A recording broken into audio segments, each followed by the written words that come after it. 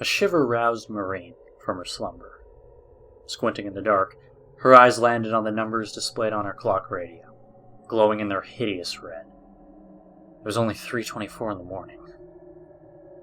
What the hell, thought Maureen. Another chilly gust of wind danced over her bare arms. Maureen realized the window must be open. "Derek," she mumbled, "would you close the window?" The shifting and rocking of her bedfellow both annoyed her and made her grateful. The sound of the window sliding back down into place soon followed. Maureen felt an arm wrap around her from behind. A hand moved her hair away, and a pair of lips began to dot the back of her neck with kisses. She giggled, eyes still closed, and leaned into the affections being laid upon her. Her lover's hand moved slowly down her stomach to her pelvis. It finally came to rest between her thighs, and began to gently stroke the soft, moist flesh it found there. Maureen let a low moan escape as the pleasure overtook her. Half in and half out of a dreamlike state, she found the encounter ecstatic.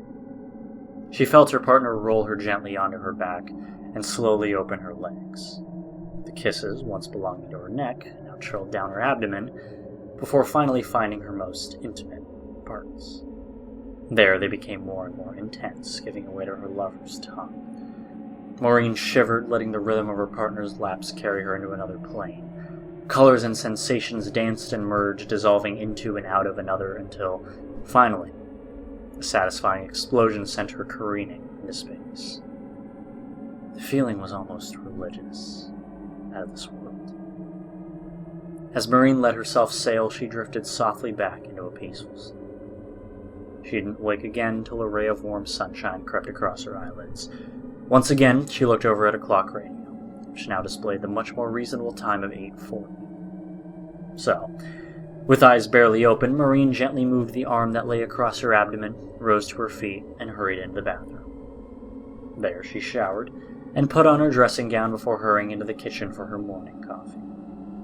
All this she did while humming merrily and savoring the memory of the night before. She was quite impressed with Derek, she had to admit. He wasn't normally one for spontaneous early morning lovemaking, and never before had he excited her so much, so quickly.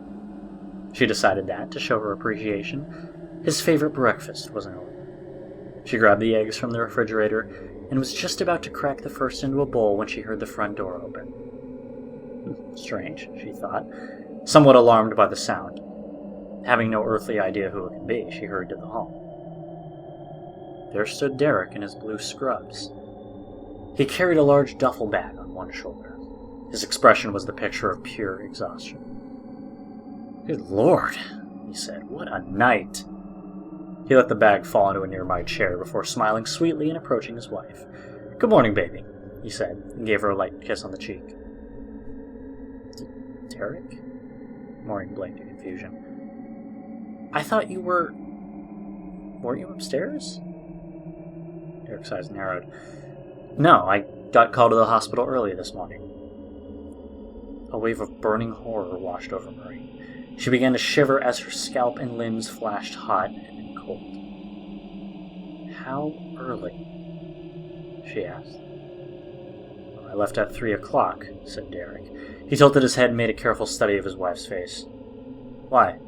What's wrong?" Without giving him an answer, Maureen raced upstairs. Derek followed close behind, asking again and again for some kind of explanation. What they found in the bedroom dropped Maureen to her knees and made her retch. The room was just as Maureen had left it, except that the bed was empty and the window stood wide open.